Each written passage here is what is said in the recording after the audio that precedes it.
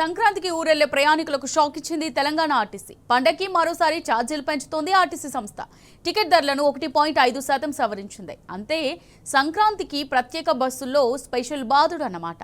ఈ నెల 9, 10, 13, 23 తేదీల్లో మళ్ళీ 18, 19 తేదీలో తిరుగు ప్రయాణానికి ప్రత్యేక బస్సులు ఏర్పాటు చేశారు.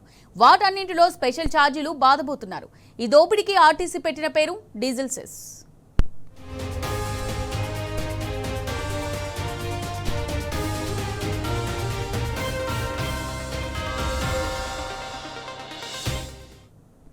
ఎంత దారుణం అంటే సంక్రాంతి పండుగకు ఆంధ్ర ప్రజలకేమో టోల్ ఛార్జీలు ఎత్తేస్తారట.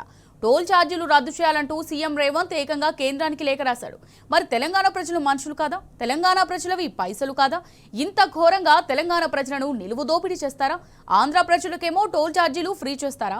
తెలంగాణ జనం నుంచి మాత్రం ఛార్జీలు పిండుకుంటారా? మిస్టర్ రేవంత్, నువ్వు అసలు తెలంగాణ ప్రజలకు ముఖ్యమంత్రివా, ఆంధ్ర ప్రజలకు ముఖ్యమంత్రివా? ఏంటి వివక్ష? సీఎం రేవంత్ పక్షపాత వైఖరిపై తీవ్ర వ్యతిరేకత వ్యక్తమవుతోంది. ఇదెక్కడి దుర్మార్గం అంటూ తెలంగాణ ప్రజలు ఈ ప్రభుత్వాన్ని పచ్చిబూతులు తిడుతున్నారు.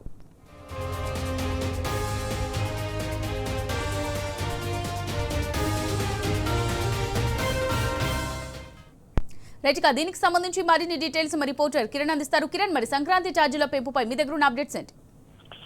మూల్య, ఏదైతే సంక్రాంతి పండుగకు ప్రత్యేక బస్సులను తెలంగాణ ఆర్టీసీ ఏర్పాటు చేసింది. అయితే ఈ ప్రత్యేక బస్సుల్లో దాదాపు 1.5% మేర అదనపు ఛార్జీలు వసూలు చేయాలని కూడా డీజిల్ సెస్ పేరిట సవరణ ఏదైతే గతంలో ఇచ్చినటువంటి జీవో మేరకు ఛార్జీలు వసూలు చేస్తున్నామంటూ కూడా ఒక ప్రకటనను విడుదల చేసింది. పూర్తిగా మహాలక్ష్మి స్కీమ్ తో తీవ్ర నష్టాల్లో కొనసాగుతున్నటువంటి ఆర్టీసీ గత 10 ఏళ్లలో ఎప్పుడూ లేనంతగా ఈ 2 సంవత్సరాల నుంచి కూడా తీవ్ర నష్టాలు చవిచూస్తోంది. ప్రధానంగా ఉన్నటువంటి ఈ సంక్రాంతి పండుగ కోసం 9, 10, 11, 12, 13 తేదీలతో పాటు 18, 19 తేదీల్లో అటు నుంచి తిరుగు ప్రయాణమైనటువంటి ప్రయాణికులకు ప్రత్యేక బస్సులను ఏర్పాటు చేసింది. ఇందులో ప్రత్యేక ఛార్జీలు వసూలు చేయాలని కూడా భావిస్తోంది.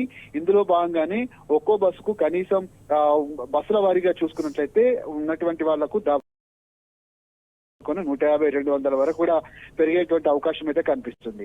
ముఖ్యంగా టోల్ ప్లాజాల వద్ద రాయితీలు ఇవ్వాలి, ఇవి డబ్బులన్నీ కూడా రాష్ట్ర ప్రభుత్వం భరిస్తుంది, నిధులు కూడా మేము విడుదల చేస్తామంటూ కూడా కేంద్ర మంత్రి నితిన్ గడ్కరీకి కోమటిరెడ్డి వెంకటరెడ్డి ఆర్ఎండ్బి శాఖ మంత్రి కూడా లేఖ రాయడం జరిగింది. అయితే వారికి ఆంధ్రాకు వెళ్లేటువంటి ప్రయాణికులకు మాత్రం ఇలాంటి వాహనదారులకు రాయితీలు ప్రకటిస్తూ తెలంగాణ పండుగలకు ఇటు వెళ్లేటువంటి వాళ్ళకు మాత్రం ఏ మాత్రం కూడా రాయితీలు ఇవ్వకపోవడం, వాళ్లకు నుంచి అదనంగా ఛార్జీలు వసూలు చేయడం పట్ల తెలంగాణ ప్రజల నుంచి కూడా వ్యతిరేకత అయితే పూర్తి స్థాయిలో ఆగ్రహం వ్యక్తం చేస్తా ఉన్నారు. ప్రధానంగా ఈ ఆర్టీసీకి సంబంధించి ఆయా జిల్లాలకు వెళ్లేటువంటి వాళ్ళు ఎవరైతే ఉంటారో అటు ఆంధ్రాకు వెళ్లేటువంటి వాళ్ళు కావచ్చు, తెలంగాణ జిల్లాలకు వెళ్లేటువంటి వాళ్ళకు సెంటర్ పాయింట్స్ కొన్ని ఏర్పాటు చేశారు. ఉప్పల్ కావచ్చు, ఆరంగర్ కావచ్చు, ఎల్బీ నగర్ తో పాటు దిల్సుఖ్ నగర్, అంతేకాకుండా జేబీఎస్ నుంచి ఇటు కూకట్పల్లి నుంచి కొన్ని ప్రత్యేక బస్సులు అనేది నడుస్తూ ఉంటుంది. అయితే గత 2 సంవత్సరాల నుంచి మహాలక్ష్మి స్కీమ్ ద్వారా ఉచిత బస్సు ప్రయాణం మహిళలకు అందిస్తా ఉన్నారు. అది ఒక రకమైన ఉన్నటువంటి కారణమైనప్పటికీ కూడా పూర్తి స్థాయిలో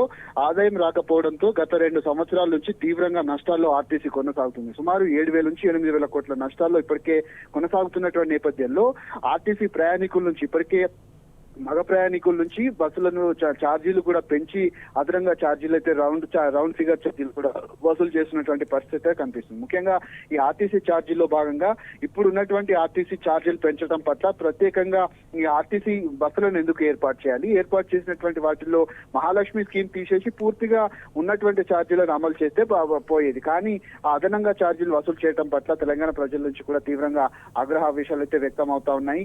ఈ నేపథ్యంలో రాబోయేటువంటి రోజుల్లో కూడా మరిన్ని కూడా ఛార్జీలు పెంచేటువంటి అవకాశాలు అయితే మనకు స్పష్టంగా కనిపిస్తుంది. తెలంగాణ ఆర్టీసీ తీరుతో కావచ్చు, సీఎం రేవంత్ రెడ్డి తీసుకున్నటువంటి నిర్ణయాల పట్ల పూర్తి స్థాయిలో ఆగ్రహావేశాలు అయితే వ్యక్తం అవుతా ఉన్నాయి. అమర్గా రైట్, థ్యాంక్ యూ కిరణ్.